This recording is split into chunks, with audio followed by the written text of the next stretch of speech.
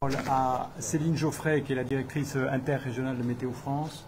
J'apporterai un certain nombre d'éléments sur les conséquences à tirer, la conduite à tenir de ce qu'elle nous dit.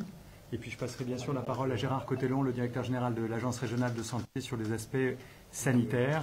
Et puis, comme d'habitude, dans ces situations-là, on répondra à vos questions. Madame la directrice, d'abord un petit point météo, si on peut dire. Oui, merci Monsieur le Préfet. Donc, comme vous le savez, nous suivons depuis quelques jours une tempête tropicale.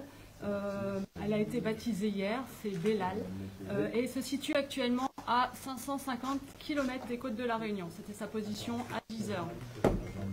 Néanmoins, nous sommes déjà sous l'influence des premières bandes périphériques qui sont situées très à l'avant et qui donnent ces premières précipitations qu'on a pu constater, notamment sur le nord de l'île, il y a peu. L'évolution envisagée sur ce système, c'est bien une intensification avec un passage au stade cyclone tropical, voire cyclone tropical intense pour la fin de nuit ou demain matin sur une trajectoire qui va progressivement le rapprocher des Mascareignes et donc de la Réunion. Le scénario privilégié actuellement est celui d'un passage à moins de 100 km de la Réunion, entre la fin de nuit de dimanche à lundi et lundi soir. Avec encore, bien sûr, à cette échéance, des incertitudes sur la distance exacte. Ces incertitudes sont de l'ordre de 120 km. Quoi qu'il arrive, même dans le scénario le plus optimiste, on s'attend à des impacts significatifs liés au vent fort, aux fortes pluies et aux houles cycloniques sur le territoire. Donc, pour détailler, on s'attend donc à un renforcement du vent qui va s'amorcer dès la nuit prochaine, avec des valeurs d'abord dans un premier temps de 80 à 90 km/h dans les bas et jusque 100 à 110 km/h dans les hauts.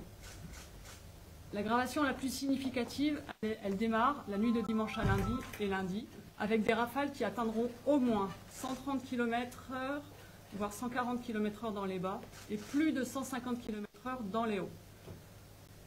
On ne peut à ce stade pas exclure un scénario plus pessimiste, avec un impact direct.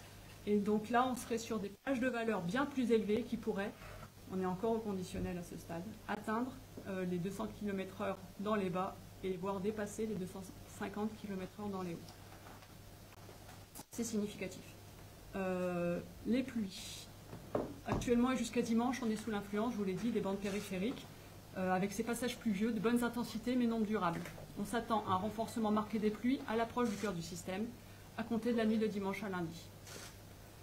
Côté mer, assez classiquement, un renforcement progressif dimanche de la houle de secteur nord, mais surtout à surveiller en nuit de dimanche à lundi avec un risque de dépasser les 6 mètres de vagues sur les secteurs les plus exposés. Vous l'avez compris, il reste encore beaucoup d'incertitudes et le scénario sera affiné au fil des heures d'ici dimanche soir. Mais nous sommes actuellement dans ce qu'on pourrait qualifier une situation de menace cyclonique importante, une situation de menace cyclonique comme la Réunion n'a pas connue depuis au moins 10 ans. Voilà, merci Madame la Directrice. Donc, compte tenu de ce qui vous a été dit, vous avez compris que nous n'excluons pas un scénario qui est historiquement extrêmement grave pour la Réunion. Les Réunionnaises et les Réunionnais sont habitués à vivre des cyclones, mais il n'est pas complètement exclu qu'on vive un phénomène qu'on n'a pas vécu depuis une dizaine d'années. Ça veut dire qu'une partie d'entre nous n'en ont pas le souvenir. C'est pourquoi, sur la base des informations que m'a donné Météo France, j'ai souhaité, dès hier, vous l'avez vu, lancer une pré-alerte jaune. C'était une façon de dire aux uns et aux autres, tenez-vous informés, on le fait grâce à vous, les médias, et je vous en remercie, et puis anticiper un certain nombre d'actions à avoir. Compte tenu des éléments d'information que me donne Météo France, je vous annonce aujourd'hui que je prends une décision d'activer à ce soir 19 h l'alerte orange cyclonique. Je reviendrai tout à l'heure sur la perspective de passage en alerte rouge. Compte tenu de ce que vous avez entendu, elle est probable, mais évidemment, il est à l'instant beaucoup trop tôt pour dire si j'aurai l'occasion de déclencher cette alerte rouge et surtout quand elle aura lieu. Ça ne serait évidemment pas immédiatement. En tout cas, le message et le premier message que je veux porter, c'est qu'il faut que nous prenions au sérieux et même très au sérieux ce qui est en train de se passer. Je le dis sans évidemment dramatiser et personne ne nous en voudra et si tant mieux. Bellal finissait par décider de faire tout à fait autre chose que ce qu'il fait jusqu'à maintenant. mais jusqu'à maintenant, il a plutôt tendance à persévérer. Pour anticiper tout ce qui doit être fait, et notamment un éventuel passage à l'alerte rouge, j'ai souhaité communiquer assez tôt, et comme nous sommes le week-end, prendre dès ce milieu de journée l'initiative de repasser un certain nombre de messages, puisque les commerces notamment sont encore ouverts cet après-midi, pour certains demain matin, et il faut prendre un certain nombre de dispositions. Alors ça a été rappelé par écrit dans les communiqués de presse qu'on a fait au moment de la préalerte, mais je voudrais rementionner certains de ces points. En particulier, les Réunionnais le savent, hein, ils ne m'en voudront pas de le répéter, mais peut-être que certains n'ont pas toujours en tête. Il faut faire des stocks, il faut se préparer à être en autarcie, quelques heures, dans le scénario du pire, peut-être quelques jours, faire en sorte donc d'avoir des réserves de nourriture, d'eau, d'avoir sa trousse de secours. Il faut être capable de faire face en cas de coupure de courant ou d'eau. Donc le réchaud de camping, ça, on en a parfois à disposition. Sa lampe de poche, des piles, une radio qui marche sur les piles.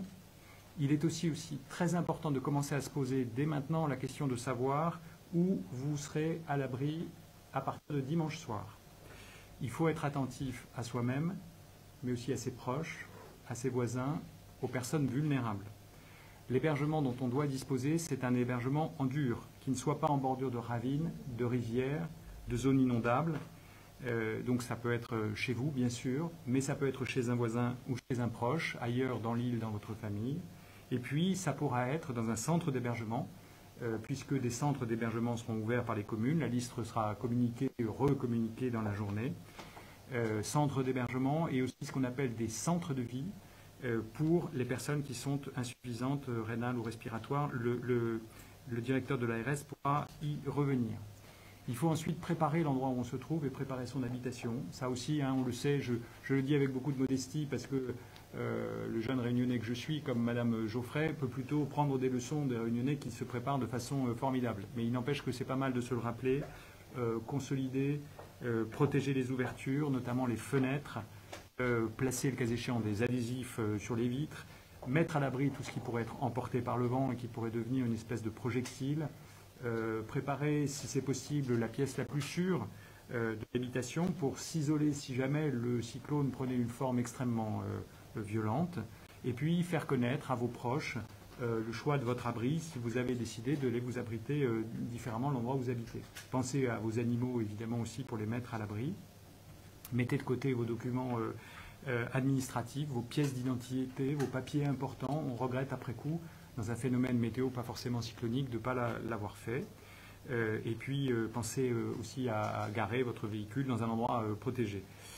Je rappelle, compte tenu de ce qu'a dit la directrice de Météo France, et vous le voyez vous-même par la météo de ce samedi, que le temps a commencé à se dégrader et va encore se dégrader au fur et à mesure dans le week-end. Donc, ça n'est évidemment pas le moment de commencer à faire des sorties pour des grandes randonnées et même pour des petites et des moyennes randonnées.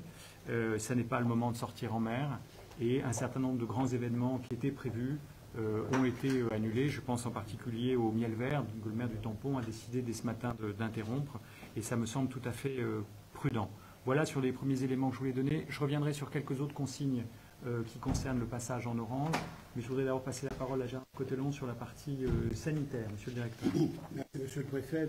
Bien évidemment, dès hier, nous avons mis en alerte les acteurs de santé.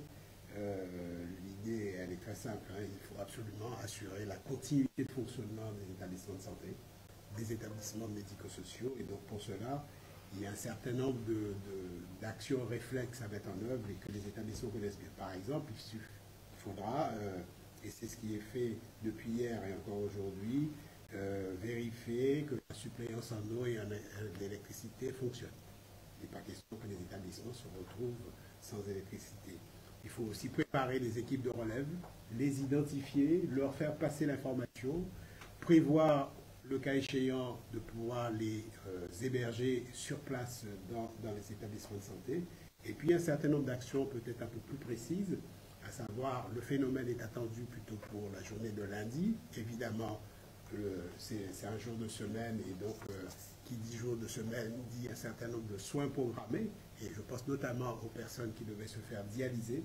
Nous avons demandé au centre de dialyse de prévoir des séances de dialyse supplémentaires aujourd'hui et demain pour pouvoir anticiper pour ces personnes. Pour les personnes qui sont en HAD, il y a un certain nombre de personnes qui sont en HAD. Il est évident que pendant l'alerte rouge, les professionnels de santé ne pourront pas se déplacer.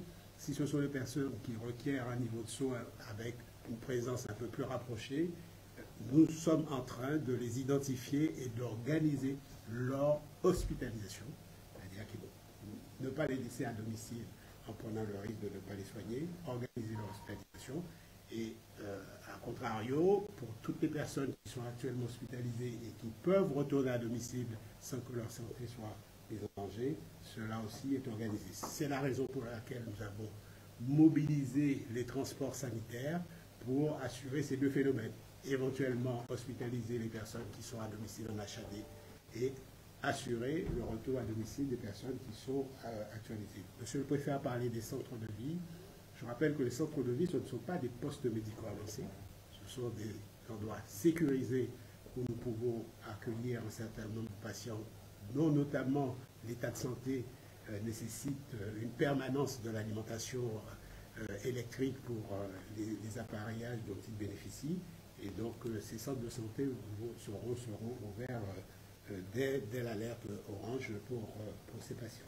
Puis dernier point, nous mobilisons aussi 2 équipes d'urgentistes, médecins, infirmières, qui seront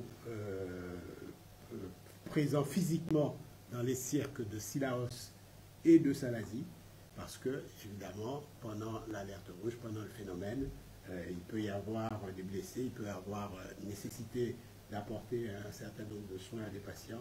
Donc ces équipes seront prépositionnées pour répondre à cet objectif. Voilà, monsieur le préfet, ce que je peux dire rapidement aux les acteurs de santé. Peut-être juste 2 compléments avant de répondre à vos éventuelles questions. D'abord sur les autres conséquences de l'alerte orange, que je rappelle, je vais déclencher avec prise d'effet à 19h ce samedi soir. Il y a d'une part la préparation de l'ouverture des centres d'hébergement, on l'a évoqué rapidement. Les communes, à partir du déclenchement de l'alerte orange, doivent débuter la mise en place de ces centres d'hébergement qui vont pouvoir héberger le moment venu ceux qui ne peuvent pas rester dans un logement sécurisé pendant l'alerte rouge. Ces centres d'hébergement devront pouvoir ouvrir dès l'activation de l'alerte rouge, donc c'est pour ça qu'il y a un délai de préavis. Et j'invite les personnes qui pensent qu'ils risquent d'en avoir besoin à se manifester auprès de leur commune. Dès cet après-midi, on va très vite faire savoir et par votre intermédiaire faire connaître la liste des centres d'hébergement. Et puis le deuxième point, ça concerne, ça aussi c'est l'impact de l'alerte orange, c'est tout ce qui concerne les accueils scolaires de mineurs, la jeunesse, les centres de loisirs et de vacances. Alors heureusement, si je puis dire, nous sommes en période de vacances scolaires, donc on n'a pas à gérer, comme on l'avait eu par exemple l'an dernier, vous vous en souvenez avec Freddy, la fermeture des établissements scolaires. Néanmoins, on a vérifié avec le rectorat, avec la direction jeunesse et sport, la situation existante et les quelques établissements qui devaient fonctionner lundi, je pense à ceux qui forment pour des BTS, certains départements de l'université ou les internats, ces établissements ne seront pas ouverts lundi. Et d'autre part, tous les accueils collectifs de mineurs, les centres de loisirs, avec ou sans hébergement, vont devoir être fermés dès ce samedi, c'est-à-dire ce soir fermés jusqu'à nouvel ordre. Il n'y aura plus de mineurs accueillis avec ou sans hébergement dans la journée de demain. Voilà ce que je voulais vous dire pour l'essentiel. Avec mes 2 voisins, nous ferons évidemment des points réguliers ce week-end et autant que nécessaire. J'aurai à m'exprimer sur la perspective du passage en alerte rouge, dont vous avez compris, on ne va pas vous raconter d'histoire, qu'elle est assez probable. Cela dit, encore une fois, il est beaucoup trop tôt pour décider de dire à quel moment on y basculera. Ce sont les actualisations météo. Mon souci, comme préfet responsable de la sécurité des Réunionnais, c'est de le décider au bon moment, mais jamais trop tôt non plus, parce que sinon on ne croit plus la nécessité du confinement, mais bien sûr pas trop tard. Voilà ce que je voulais vous dire et on répond maintenant à vos questions.